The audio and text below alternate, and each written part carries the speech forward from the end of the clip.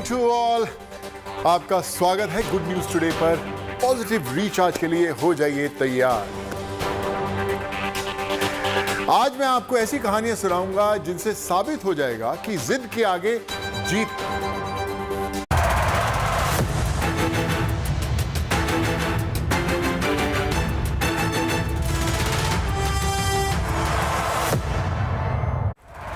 जिन्हें खुद का महत्व पता होता है उन्हें ही दुनिया में महत्व मिलता है। महाराष्ट्र में हिवरे नाम का एक गांव है। गांव के नाम देश के सबसे अमीर गांवों की लिस्ट में शामिल हो चुका है। गांव में कई 350 परिवार रहते हैं। सबकी आमदनी का जरिया खेती और पशुपालन है। फिर भी गांव में 90 परिवार करोड़पति हैं। पूरा गांव अच्छे अच्छे शहरों को मात दे देता है। आइए मिलकर देखते हैं कि खेती से कैसे करोड़पति हो रहे हैं। पोपटराव भागुजी, समाज सेवा।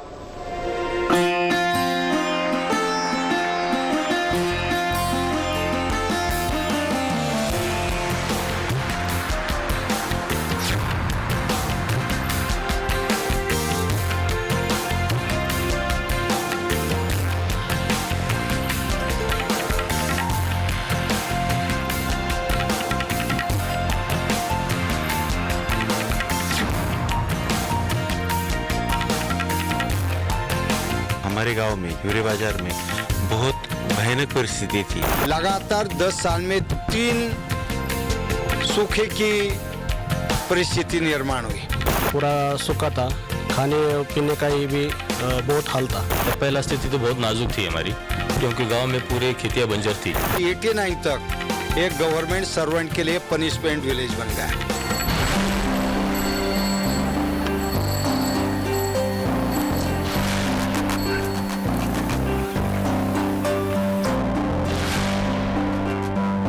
सरपंच तो बन गया 89 में नवंबर में, लेकिन शुरुआत हो गई 26 जनवरी 90 में, जो पहला नीड बेस्ड प्लान बन गया और उसके आधार पर हमने काम की शुरुआत की। तो इसके लिए सारी सरकारी योजना, चाहे केंद्र सरकार हो राज्य सरकार हो, इनको जोड़ दिया। साथ ही में जिला पंचायत ब्लॉक पंचायत को जोड़ दिया। और यहाँ जहाँ सरकारी सिस्टम में कमी आ गई वहाँ गांव के लोगों ने श्रमदान किया और कंट्रीब्यूशन किया, और इसके कारण गांव में एक काफी अच्छा इंफ्रास्ट्रक्चर बन गया। 72 का ड्राउट आ गया, बाद में 76, फिर 82।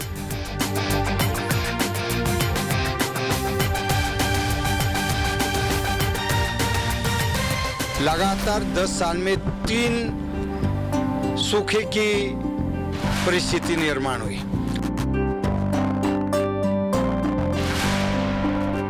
मेरे पास 30 एकड़ जमीन है, लेकिन वो पानी के बिना वैसी ही थी, कुछ मतलब उपजाऊ नहीं थी।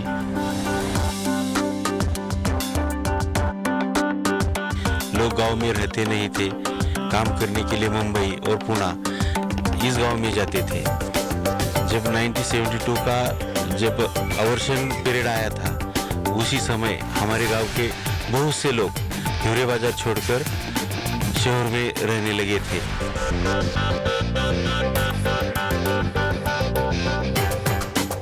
95% लोग परिवार करीबन 4 माह के लिए गांव छोड़ के शहर जाते थे। कहा कि गांव में रोजगार नहीं और गांव में भूख थी।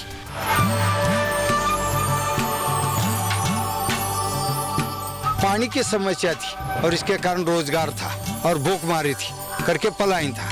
तो फिर सॉइल और वाटर कंजर्वेशन का काम हमने किया, जो पूरे गांव का 95 से लेके 2000 तक एक डीपीआर बन गया, डिटेल प्रोजेक्ट रिपोर्ट, और इसको हमने अलग अलग स्कीम को जोड़ दिया। कन्वर्जन से सभी लाइन डिपार्टमेंट को जोड़ दिया, और इसके कारण आज इस गांव में कोई भी आता है बाहर से तो उसको ये गांव फील होता है ये हम अपना है। चाहे फॉरेस्ट डिपार्टमेंट हो, एग्रीकल्चर हो, एनिमल हस्बेंड्री हो, पोली डिपार्टमेंट हो या रेवेन्यू डिपार्टमेंट हो, सभी डेयरी डेवलपमेंट हो, सभी को लगता है अपना है, क्योंकि सबका रोल है। और इसके कारण लीडरशिप तो पंचायत ने की और भागीदारी आम आदमी के लोगों की है। ग्राम सभा मजबूत बन गई।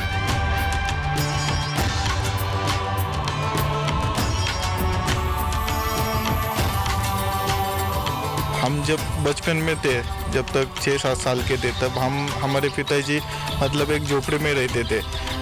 तो क्या हो गया, हमारे पवार साहब ने जब पानी का काम चालू किया गांव में, तब क्या हो गया, पानी जब हम छोटे थे तब तक गांव में पानी दिख नहीं रहा था, मतलब ये था। तब में क्या हो गया, पवार साहब ने जब पानी का तालेबंद चालू किया, तब पानी आया। पानी आने के बाद जो हमारे खेती का डेवलपमेंट था, मतलब सालाना 1-2 लाख रुपए जो उत्पन्न था, तो वो क्या अच्छा बढ़ गया वो।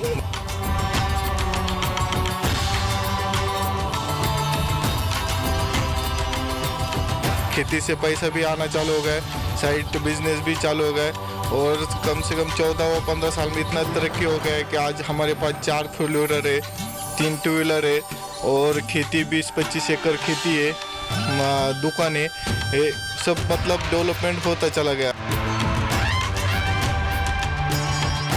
अभी जब वाटरशेड डेवलपमेंट का काम हो गया और बारिश थोड़ा ठीक ठाक से होने लगा, तो अपने आप पानी का लेवल ऊपर हो गया, और अप्रैल मई एंड तक हमारे गांव में पानी की कोई समस्या हमारे को नहीं आती है।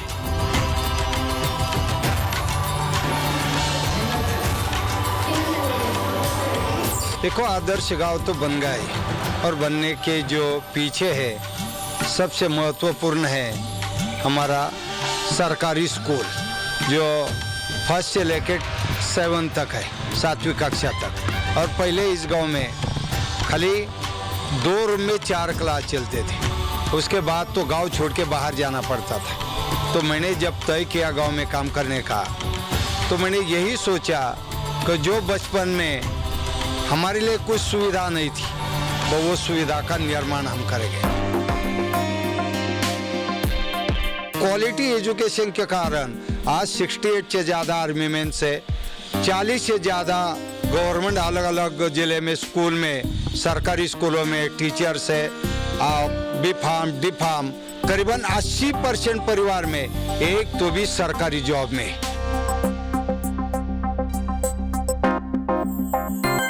हेल्थ सब सेंटर की जो सुविधा है वो हेल्थ सेंटर जैसी है। यहाँ एडमिट करने की सुविधा है, चेकअप का है, बिल्कुल मेडिसिनल सभी, एक स्टोर रूम है, साथ साथ डॉक्टर यहाँ रहती है, और डॉक्टर के साथ साथ आरोग्य सेवक भी यहाँ रहते हैं। इसके कारण आज जब कोविड की समस्या आ गई, तो बहुत अच्छा रोल हमारा हेल्थ सब सेंटर के टीम ने किया। एकमात्र मुस्लिम परिवार गांव में मस्जिद का निर्माण गांव के लोगों ने किया।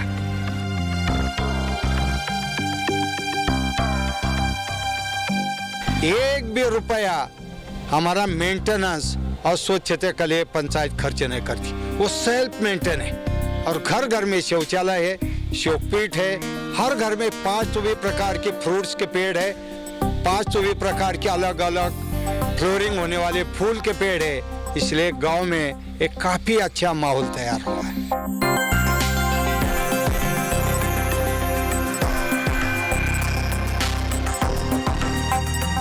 इसके पहले की सिचुएशन 95 के पहले यही थी कि लोग भूख और रोजगार नहीं करके गांव छोड़ के शहर की ओर पलायन करते थे। बागबानी बढ़ी है, और ये सब स्टेप बाय स्टेप, क्योंकि सस्टेन रहा। हमने कभी फंड्स और अवार्ड के लिए उनके पीछे गए नहीं, वो तो हमारे पीछे चला।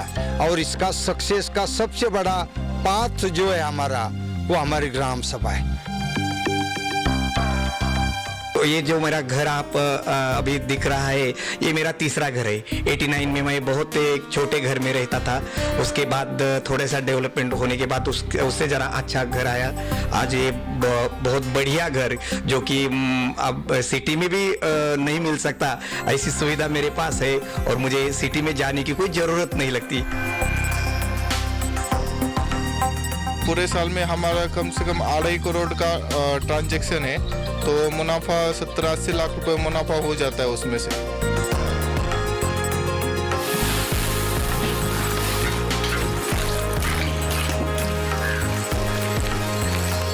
साल में हमारे को लाखों में मुनाफा मिलता है। इसी की वजह से हमने अपना खेती को और ज़्यादा डेवलप किया, बड़े बड़े आलीशान बंगले बनाए, 2 व्हीलर गाड़ियाँ लिया, 4 व्हीलर गाड़ियाँ लिया, और खेती को अच्छी तरीके से हमने डेवलपमेंट किया।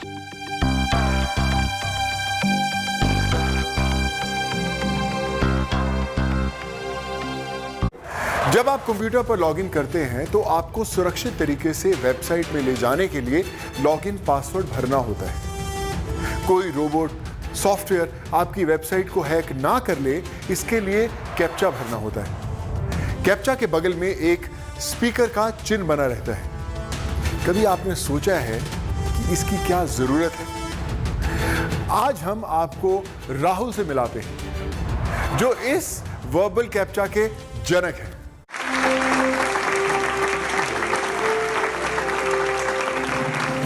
तालियां बज रही हैं ऑक्सफोर्ड यूनिवर्सिटी के दीक्षांत समारोह में।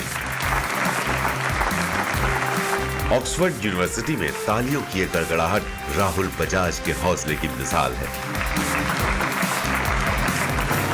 आंखें देख नहीं सकती तो क्या, इरादा कमजोर कहां पड़ने वाला। राहुल बजाज कौन है, क्या करते हैं, राहुल की जुबानी उनकी कहानी सुन लीजिए। मैंने actually law RTM Nagpur university से पढ़ा था 2012 से 2017 के बीच में, और मैं फर्स्ट पोजीशन मिली थी। 13 गोल्ड मेडल्स और 20 प्राइजेस मिले थे मुझे फर्स्ट आने के। उसके बाद मैं यूनिवर्सिटी ऑफ ऑक्सफोर्ड में गया था इंग्लैंड में रोड्स स्कॉलरशिप के द्वारा, और वहाँ मैंने 2 पोस्ट ग्रेजुएट लॉ डिग्रीज़ पढ़ी, BCL और MPhil नाम की। एंड फिर वापस आने के बाद पिछले साल 2020 अगस्त में मैं जस्टिस धनंजय चंद्रचूड़, जो उस टाइम पे सुप्रीम कोर्ट के 6th सीनियर मोस्ट जज थे, उनके लिए मैंने क्लार्कशिप की, जो एक टाइप ऑफ असिस्टेंट होते हैं सुप्रीम कोर्ट जजेस को। तो वो अभी मेरी बस ख़त्म हुई है। राहुल बजाज जन्म से ही देख नहीं सकते, लेकिन आंखों की कमी राहुल के सामने टिक नहीं सकी। जैसे जैसे आगे बढ़ते गए, रास्ता खुद बनाते गए।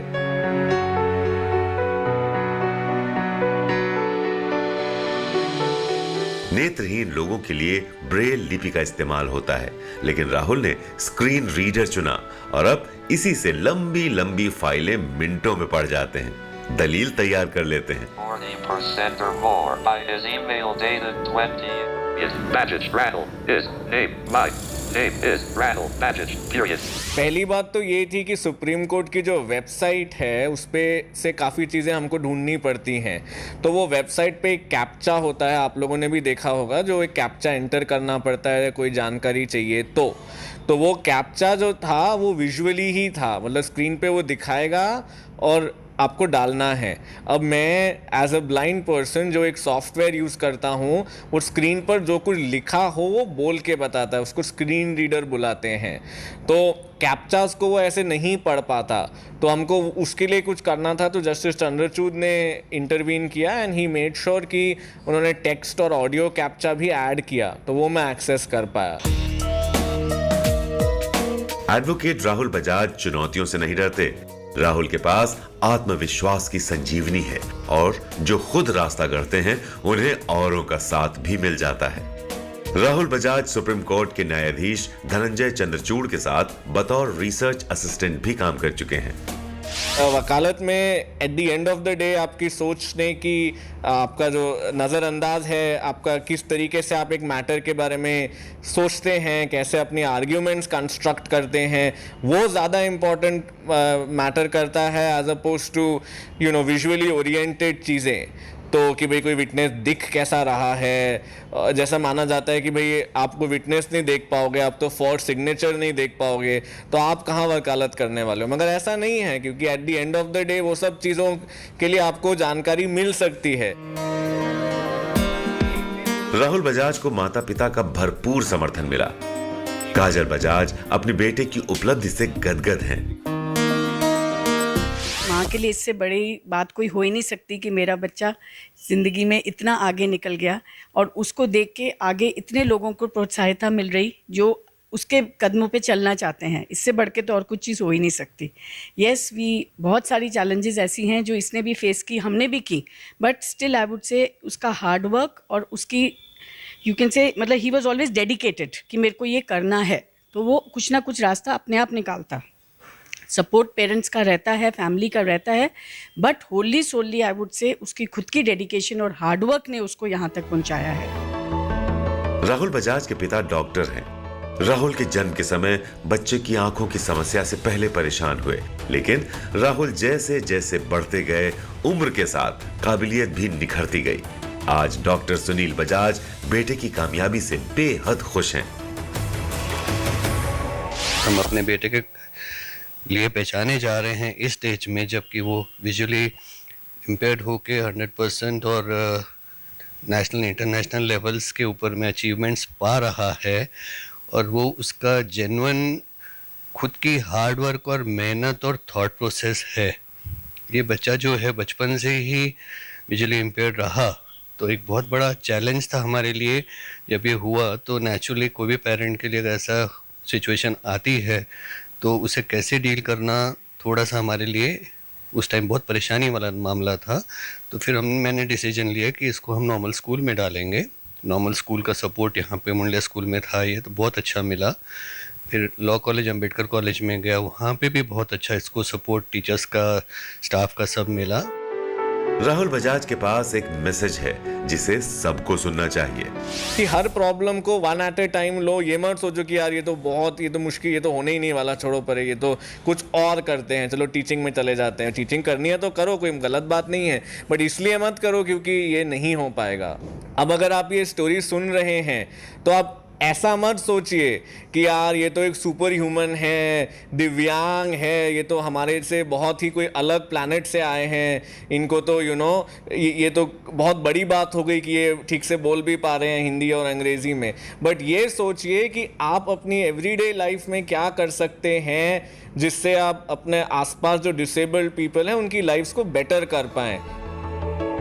कौन कहता है आसमान में सुराख नहीं हो सकता, एक पत्थर तबीयत से तो उछालो यारो।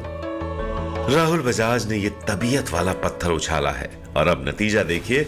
नागपुर से ऑक्सफोर्ड यूनिवर्सिटी तक राहुल बजाज जहां खड़े होते हैं, लाइन वहीं से शुरू होती है। Yogesh Pandey, Nagpur, Good News today.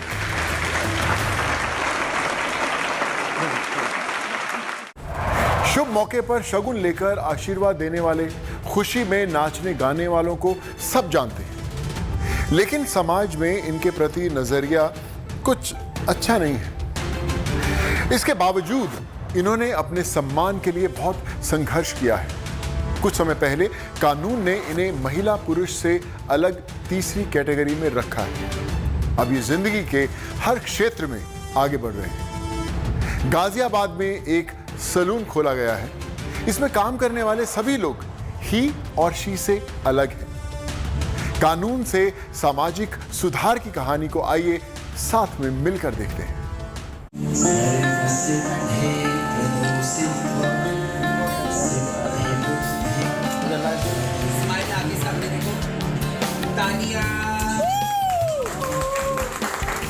Welcome welcome welcome.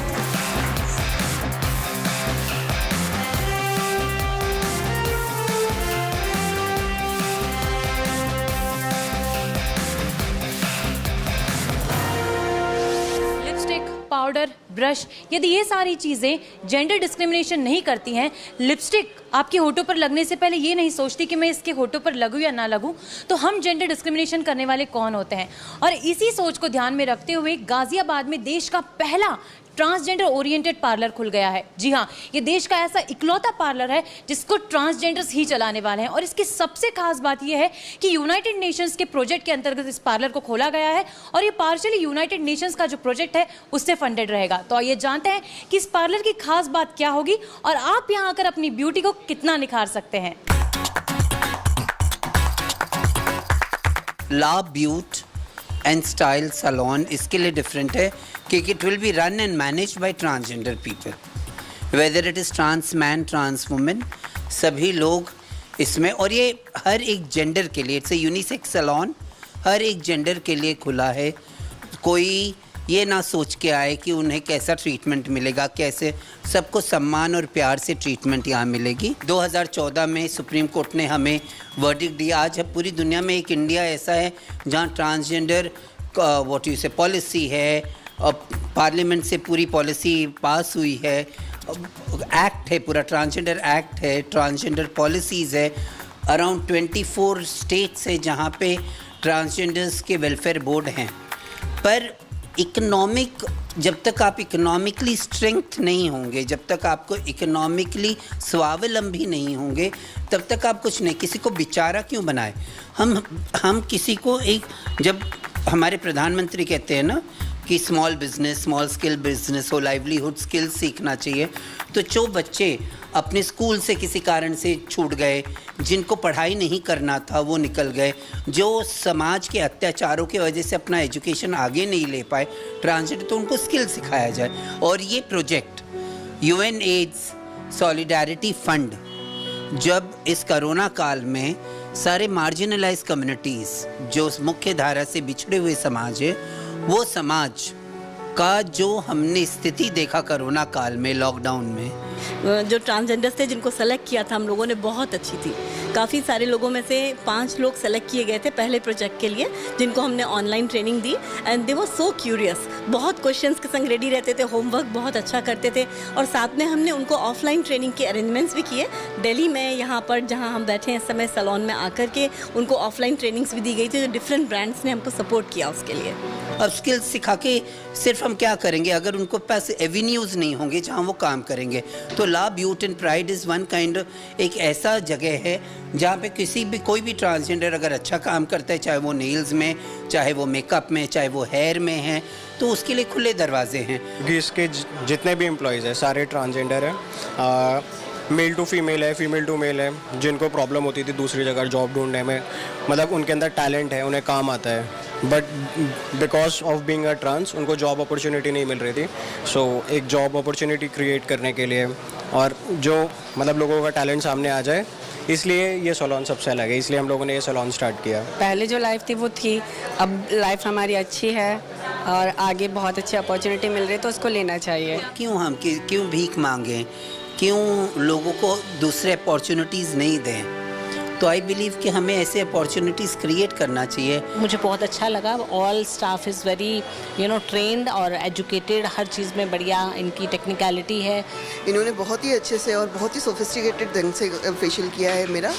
मैं वैसे बहुत सारे पार्लर्स में करवाती हूँ, लेकिन this is the best place I found. जिस तरह से मेकअप का मतलब होता है बनाना, खुद को बनाना, उसे मेकअप कहा जाता है। जब हम खुद को बना सकते हैं तो किसी और को भी बना ही सकते हैं। जब लोग हमारी हाथों से बधाई अपने बच्चों को आशीर्वाद दिलाते हैं, तो अगर वही हाथ वही शादियों में आशीर्वाद दिलाते हैं, तो जब वही हाथ शादी में, ब्याह में दूल्हे और दुल्हन को सजाएंगे, तो और इससे सुंदर और क्या बात होगी। तो ब्यूटी एक ऐसी चीज़ है जिसका अधिकार सबको है, करने का भी और कराने का भी।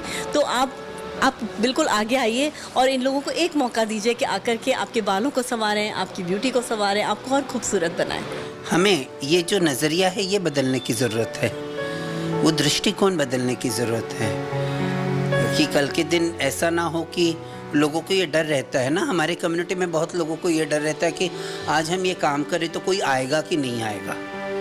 मुझे पता है कि बहुत लोग जन आएंगे यहाँ पे, because it's all about beauty, और beauty is beyond gender and you should experience. हमारा टैगलाइन है ना, ट्रांसफॉर्मिंग एक्सपीरियंसेस। तो you will really feel good about coming here, your experience will be really transformed with transgenders. तो आपने देखा कि parlour अपने आप में कितना खास है, कितना रंगीन है, और इसे सजाने वाले हाथ भी कितने खूबसूरत हैं। दरअसल ये इस तरह की पहल समाज में उन लोगों के लिए मिसाल है जो समाज में रहकर भी समाज से अलग है, लेकिन फिर भी खुद के लिए, अपने लिए और समाज के लिए कुछ करना चाहते हैं। उम्मीद है कि ये पार्लर आप सभी को पसंद आएगा। कैमरामैन वकार अहमद के साथ गुड न्यूज़ टुडे के लिए तेजश्री पुरंदरे। उत्तर प्रदेश के अमरोहा में एक महिला है, बहुत कमाल का काम कर रही है। पति से अलग रहती है, अकेली है, लेकिन हार नहीं मानी। आज वो देश के किसानों को जिंदगी बदलने की ट्रेनिंग देती है। इससे एक बड़ा बदलाव हो रहा है। चलिए हम साथ में देखते हैं कहानी।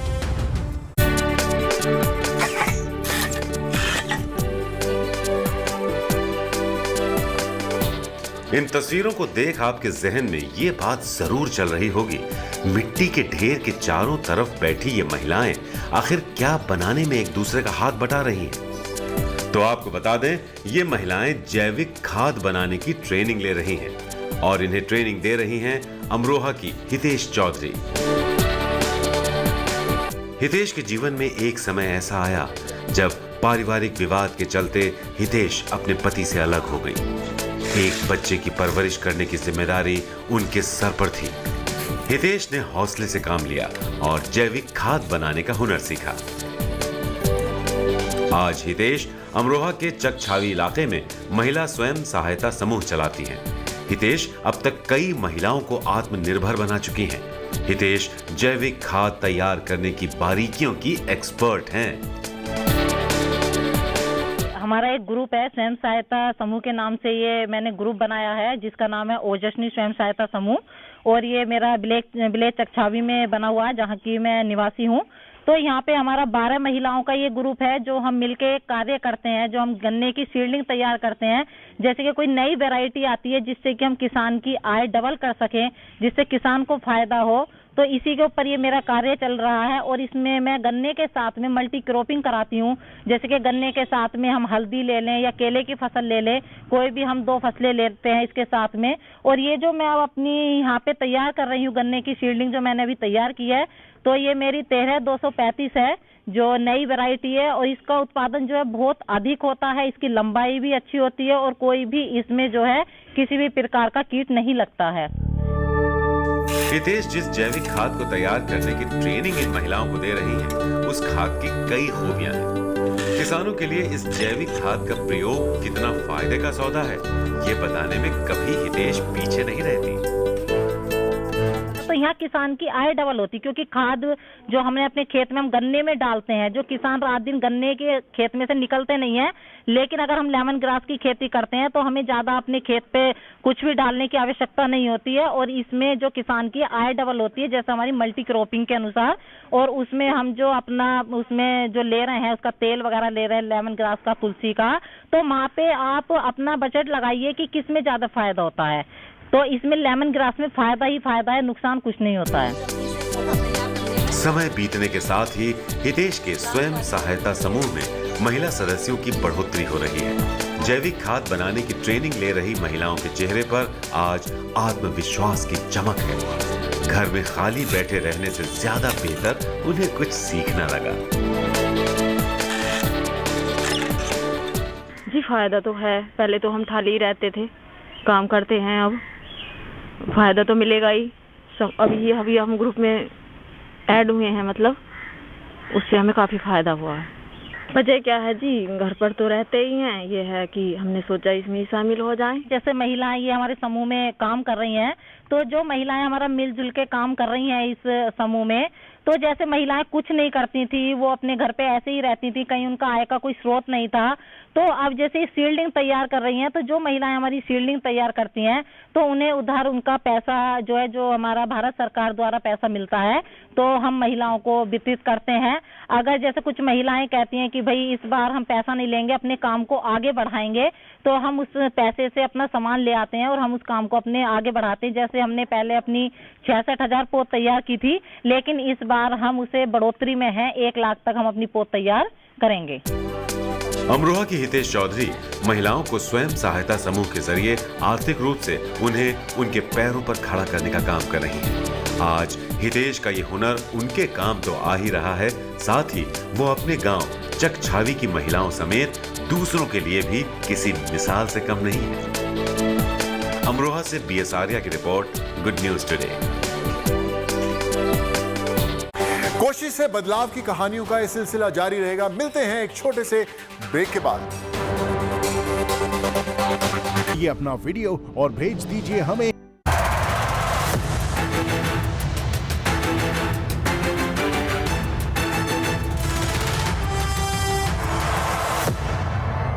जिद के आगे जीत की एक और कहानी उत्तर प्रदेश से। अवैध रूप से जमीन पर कब्जा जमाने वाली बहुत बड़ी समस्या है। यह किसी के हटाए नहीं हटती, लेकिन एक IAS अधिकारी के सामने उनके पैर उखड़ जाते हैं। 3 साल में 1,500 से ज्यादा कब्जे हटवाए हैं इन्होंने। कैसे, आइए मिलकर देखते हैं।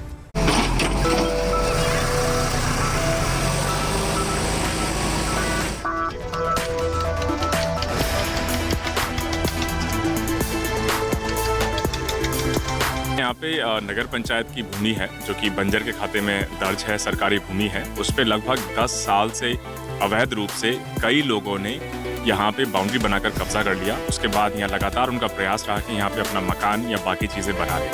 कई बार उनको समझाया गया, यहाँ पे कई बार विवाद की स्थिति भी उत्पन्न हो चुकी है। 2017-18 में बड़ा विवाद बन चुका है। उसी को पिछले 1 महीने में इनको समझा के, नोटिस देके उस अवैध कब्जे को ध्वस्त करवाया गया और यहाँ की पूरी तारबंदी करवा के यहाँ पे नगर पंचायत के बोर्ड लगवा के नगर पंचायत ने इस बेशकीमती ज़मीन को फिर से अपने कब्जे में लिया है, जिसमें प्रयास यही रहेगा कि नगर पंचायत चकिया के वासियों के लिए यहाँ पर जो सरकारी योजना है, चाहे लाइब्रेरी हो, चाहे गार्डन हो, बच्चों के खेल का मैदान हो, उन सब का निर्माण करवाया जाए।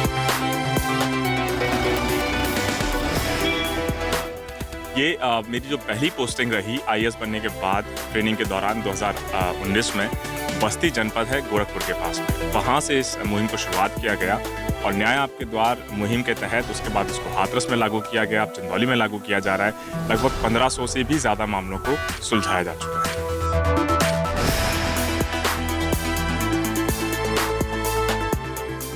2018 बैच IAS से पहले लगभग 10 साल कॉर्पोरेट सेक्टर में फॉरेन में काम करने का मौका मिला, जिसमें बहुत सारी कंट्रीज़ जैसे US हो, UK हो, रशिया हो, अज़रबैजान हो, हॉलैंड हो या फिर नाइजीरिया हो, घाना हो, दुबई हो, वहाँ काम करने का मौका मिला ऑयल एंड गैस सेक्टर में, ब्रिटिश पेट्रोलियम, स्लम्बरजे और शेल जैसी कंपनियों के साथ। उसके बाद 2015 में एक विचार मन में आया कि बाकी की ज़िंदगी क्या इसी तरीके से गुजारनी है या कुछ ऐसा करना है जिससे आम नागरिकों को, लोगों को, ऐसे लोगों को जिनकी आवाज़ नहीं है, सुनवाई नहीं है, उनको फ़ायदा पहुंच सके, ज़मीनी स्तर पर कार्य किया जा सके। और उसी क्रम में 2015 में कॉर्पोरेट सेक्टर को छोड़कर तैयारी शुरू की। पहले अटैम्प्ट पे IRS इनकम टैक्स मिला और लगातार दूसरा अटैम्प्ट किया उसमें IAS प्रॉपर, जिसमें यूपी कार्डर काम अंडर।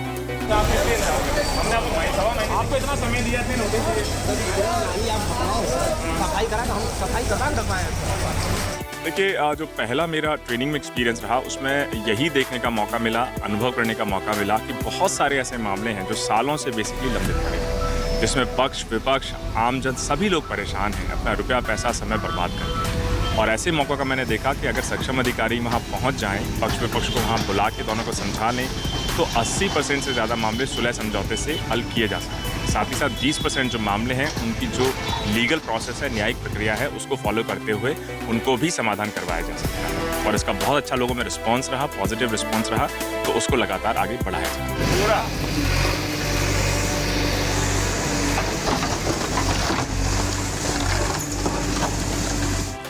प्रेम प्रकाश मीणा जी जिस तरीके से काम कर रहे हैं, मेरा ये मानना है कि अगर इस तरीके के अधिकारी अगर हर ज़िले में हो जाएं तो ये बहुत ही अच्छा होगा, क्योंकि उन्होंने एक तो जब से वो हमारे जनपद में आए हैं तब से हम ये देख रहे हैं कि उन्होंने अवैध कब्जे को लेकर के जो एक मुहिम छेड़ी है वो बहुत ही सराहनीय कदम है।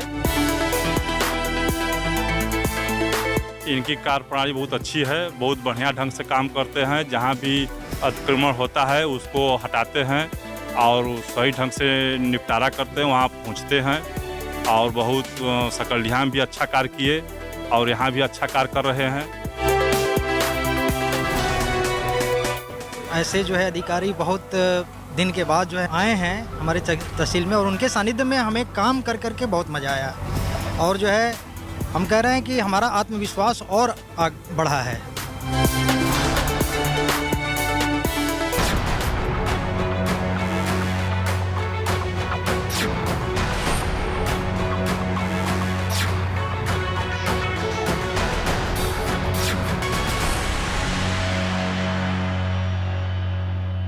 बस्ती में रहते हुए ही और इसको मूर्त रूप दिया गया हाथरस की पोस्टिंग के दौरान कि बहुत सारे हमारे ऐसे बच्चे हैं, खासतौर से गरीब बच्चे, ग्रामीण परिवेश के बच्चे, जिनकी इच्छाएं तो हैं कि वो भी उड़ना चाहते हैं, वो भी अपने सपनों को साकार करना चाहते हैं, लेकिन उनके पास शायद वो संसाधन नहीं है, धन नहीं है, रिसोर्सेज नहीं है, जिस वजह से या गाइडेंस नहीं है, तो जिस वजह से शायद वो अपनी मेहनत तो करते हैं लेकिन शायद अपनी मंजिल तक पहुंच पाने में बड़ी कठिनाइयों का अनुभव करते हैं। एक उदाहरण आप देख लीजिए, मान लीजिए किसी को IAS की कोचिंग करनी है, दिल्ली उसे जाना हो, लगभग 2-2.5 लाख रुपए फीस देनी पड़ेगी, 4-5 लाख रुपए मकान का किराया, कमरे का किराया, उसके बाद खाने पीने का, रहने सहने का, तो लगभग 10 लाख रुपए पर साल उसका खर्चा पड़ जाता है। अब एक मिडिल क्लास फैमिली, एक लोअर क्लास फैमिली, हमारे किसानों के बच्चे, गाँव के बच्चे इतनी मोटी फीस रकम को अफोर्ड नहीं करते। और मेरा यही अनुभव रहा तैयारी के दौरान कि कोचिंग इंस्टीट्यूशन में बहुत ज़्यादा कुछ पढ़ाया नहीं जा सकता। और आजकल तो टेक्नोलॉजी ऐसी चीज़ है कि जिससे ये जो असमानताएं हैं, डिफरेंसेस हैं, इनको आप बहुत आसानी से ब्रिज कर सकते हैं। यूट्यूब एक इतना अच्छा पावरफुल, सोशल मीडिया इतना पावरफुल मीडियम है कि कोई भी लेक्चर बना के आप उस पर डाल सकते हो और पूरे देश में जिसको जहाँ बैठकर अपने मन से जब देखना हो देख सकता है, उसका लाभ उठा सकता है। 31,000 से हमारे ज़्यादा फॉलोअर्स हैं और इस मुहिम को आगे तेजी से आगे बढ़ाया जाए। 13 साल यानी 156 महीने यानी 4,745 दिन यानी 1,13,880 घंटों में मध्य प्रदेश के एक सज्जन ने 2005 से अब तक 84 लाख बार राम नाम लिखा है। जिद के आगे जीत है कि एक और बहुत ही बेहतरीन कहानी।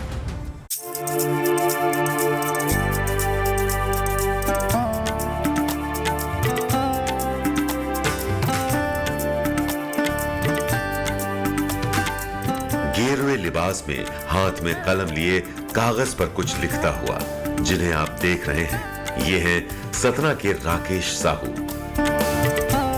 आप सोच रहे होंगे कि आखिर राकेश क्या लिखने में इतना मगन है, तो आपको बता दें कि राकेश पर राम नाम की गजब की धुन सवार है। कमरे के एक कोने से लेकर दूसरे कोने तक फैले इन पन्नों को देखिए और ये जो पन्नों की लड़ियां आप राकेश के हाथों में देख रहे हैं, ये राकेश के 1 या 2 साल की मेहनत नहीं है। लगातार 13 सालों तक राकेश इन पन्नों को राम के नाम से सजा रहे हैं और अब तक राकेश 84 लाख बार राम लिख चुके हैं। राकेश का ये जुनून उनकी पहचान बन चुका है। ये 2005 दीपावली के बाद की एकादशी 2005 से लेकर के 16 दिसंबर 17 तक में हमने 84 लाख शब्द लिखे। इसमें 3 लाख लाइन है, 84 लाख शब्द है, 3 लाख लाइन है, 1428 मीटर लंबा और 8,652 पेज, वजन इसका 65 किलो है। थोड़ी देर पहले आपने जिन हाथों में कलम देखी थी, अब उन्हीं हाथों में चाकू है। किसी एक्सपर्ट की तरह दनादन टमाटर, खीरा, प्याज का सलाद काटते ये राकेश साहू ही हैं। सतना के जय स्तंभ चौक पर बनारसी भोजनालय के नाम से मशहूर है इनका होटल। जब कभी राकेश को काम से फुर्सत मिलती है, बिना एक पल गंवाए वो तुरंत राम नाम की शब्दमाला पिरोने लगते हैं। एक दिन में हमारा एवरेज जाता है 1500 या 1600 के लगभग, 1500-1600 एवरेज जाता है और समय जो है एवरेज लगभग 1.5 घंटा, सवा घंटा, 1.5 घंटा, सवा घंटा लगता है। 24 घंटे में सवा 1.5 घंटा, बाकी टाइम हम अपने लिए स्वतंत्र रखा है। चाहे हम व्यापार कर रहे हैं या परिवार देख रहे हैं, जैसा भी है उसके लिए है। बाकी एवरेज आता है इनका 1.5 घंटा, सवा घंटे का। राकेश चटपटा खाना बनाने में जितना माहिर है, उतना ही धर्म संस्कृति की चर्चा में भी निपुण है। राम का नाम 84 लाख बार ही लिखे जाने को लेकर उनका अपना अलग तर्क है। 84 लाख योनि होती है हमारे धर्म के अनुसार पुराणों में, उसको फाइट करना था, सो हम उसे लिख रहे थे। लिखते लिखते जो है 84 लाख हमारे शब्द पूरे हो गए, हम इतना जानते हैं। इसके बाद उसमें से संभावना क्या क्या हो सकती है, हमारे मित्र मंडली ने बताया कि और क्या क्या संभावनाएं हो सकती है, तो उन्होंने तलाशा और तराशना शुरू किया। गेरुए रंग के इन 7 थैलों में जिन डब्बों को राकेश निकाल रहे हैं, यही उनकी सबसे बड़ी जागीर है। देखिए प्लास्टिक के बैग में हर पन्ने को कितनी सावधानी से रखा है। पहले तो राकेश कई सालों तक एक ही रंग की स्याही से भगवान राम का नाम लिखते रहे। फिर उनका जी उब गया और उन्होंने दूसरे रंग की स्याही से भगवान राम का नाम लिखना शुरू किया। उसी दौरान राम नाम की इन पुस्तिकाओं को रोचक और आकर्षक बनाने का ख्याल राकेश के मन में आया। लोग कहते हैं कि इसको लाल स्याही से लिखना चाहिए, तो 42 लाख हमने जो है लाल स्याही से लिखा। इसके बाद हमारा मन जो है बिल्कुल भर गया लाल स्याही से।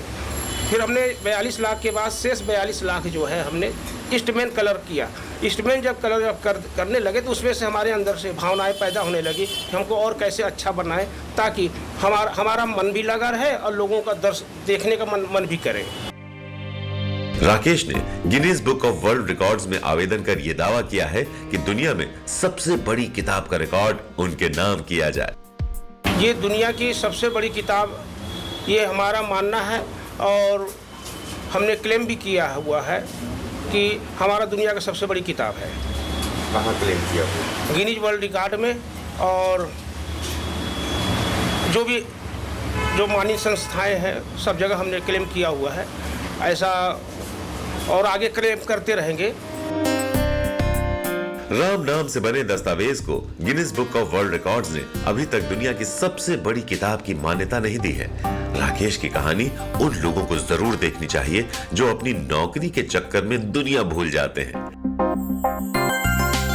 राकेश रेस्टोरेंट भी चलाते हैं और एक विश्व रिकॉर्ड के लिए कोशिश भी कर रहे हैं। योगी तारा, सतना, गुड न्यूज टुडे।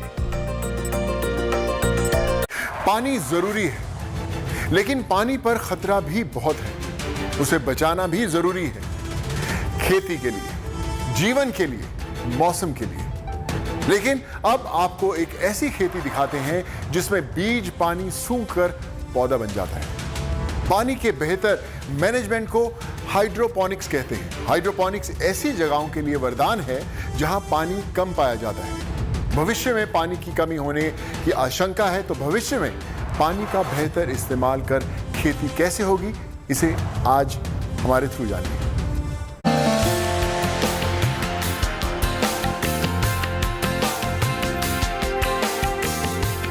बिना मिट्टी घर में पौधे उगाइए। खाद कीटनाशक से मुक्त सब्जी और सलाद खाइए। ये पौधे दुनिया के सबसे मॉडर्न खेती की पैदावार हैं, जिन्हें मिट्टी की कतई जरूरत नहीं है। सामान्य भाषा में कहें तो ये पानी वाले पौधे हैं, पानी में उगते हैं, पानी में ही बढ़ते हैं, जिसे हाइड्रोपोनिक्स फसल कहते हैं। ऐसे पौधे जिनको सॉइल की ज़रूरत नहीं है, पानी में न्यूट्रिएंट्स डालकर इस तरह के पौधे उगाए जा सकते हैं। यहाँ पर आप देख सकते हैं कि किस तरह से अलग अलग चैनल्स बनाए गए हैं। इन चैनल्स में जो है छोटे छोटे बकेट्स रखे गए हैं। इन बकेट्स में क्ले मॉडल्स डाले गए हैं और इनमें पौधे लगाए गए हैं, और फिर इन चैनल्स में पानी डाला जाता है और इसी के थ्रू पानी पौधों को सप्लाई किया जाता है, और इसी पानी के थ्रू पौधों को न्यूट्रिएंट्स और तमाम तरह के जो इसेंशियल विटामिन की ज़रूरत होती है इन्हीं चैनल्स के थ्रू मिलती है। कई देशों में हाइड्रोपोनिक्स तकनीक का इस्तेमाल कर फसल उगाई जा रही है। भारत में भी हाइड्रोपोनिक्स फसल का चलन तेजी से बढ़ रहा है। दिल्ली के इस फार्म में करीब 50,000 पौधे लगाए गए हैं।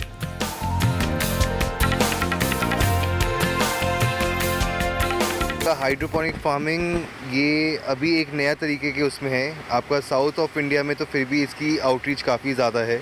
नॉर्थ में इनका अभी शुरू हुआ है जो आपकी आउटरीच है यहाँ पे लोगों के बीच में। हाइड्रोपोनिक बेसिकली आपका है जहाँ पे रूट्स जो हैं वो पानी में सबमर्ज्ड होती हैं, ना कि सॉइल में। तो जो प्लांट्स होते हैं वो अपना न्यूट्रिएंट सीधा पानी से उठाते हैं, जिस प्रोसेस में वो न्यूट्रिएंट्स ज़्यादा ले पाते हैं। प्लांट्स की जो हेल्थ होती है वो ज़्यादा बढ़िया होती है, टेस्ट वाइज भी प्लांट बढ़िया होता है हाइड्रोपोनिक में। हाइड्रोपोनिक्स फसल के बारे में और डिटेल से समझें, उससे पहले ये जानना बहुत जरूरी है कि जब मिट्टी में ये उगते नहीं तो पोषण कहां से पाते हैं। जवाब सुनिए। हम लोग अपने न्यूट्रिएंट का एक मिक्स बनाते हैं, उसको पानी में ऐड करते हैं, और फिर आपका हर 10 मिनट में पानी चलता है यहाँ पे, ताकि रूट्स जो हैं वो भीगे रहें, उनको पानी का एडिक्वेट अमाउंट मिले। तो वैसे करके है इसमें। टेम्परेचर ज़्यादा यहाँ पे मॉइस्चर लेवल कंटेन करना पड़ता है ताकि आपकी हवा में ह्यूमिडिटी रहे, जो प्लांट्स के लिए ज़्यादा इंपॉर्टेंट होती है। तो टेम्परेचर आपका बेसिकली वही है 32 to 35 डिग्रीज की उसमें मेंटेन करते हैं यहाँ पे। अब ये समझने की कोशिश करते हैं कि मिट्टी वाले पौधे से ये अलग कैसे हैं।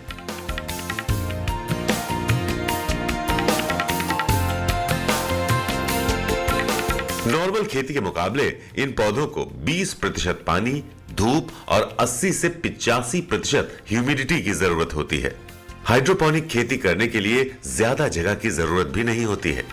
हाइड्रोपोनिक के जरिए गोभी, तुलसी, पालक, शिमला मिर्च समेत कई तरह के फल और सब्जियां आप उगा सकते हैं।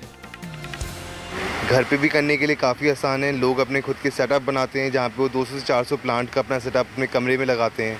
वहाँ पे वो लोग अपने उनको न्यूट्रिएंट्स देते हैं, और जब बढ़ जाते हैं तो उनको काट के अपना वो कर लेते हैं, या तो खुद कंज्यूम करते हैं या फिर आस पड़ोस में अपने लोगों को दे देते हैं।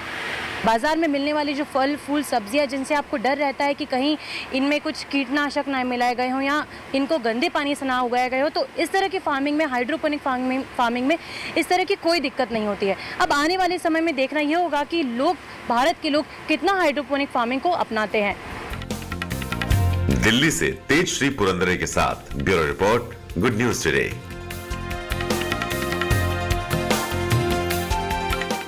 इन सभी कहानियों का एक ही मैसेज है, जिद के आगे जीत है, हारना नहीं है, आगे बढ़ना है, हमेशा पॉजिटिव रहना है। अगर आपके पास भी ऐसी कोई कहानी हो तो स्क्रीन पर लिखे ईमेल एड्रेस पर जरूर भेजें। आज के लिए सिर्फ इतना ही। बहुत जल्द मुलाकात होगी कुछ और बेहतरीन कहानियां लेकर, सिर्फ गुड न्यूज टुडे के इस मंच पर।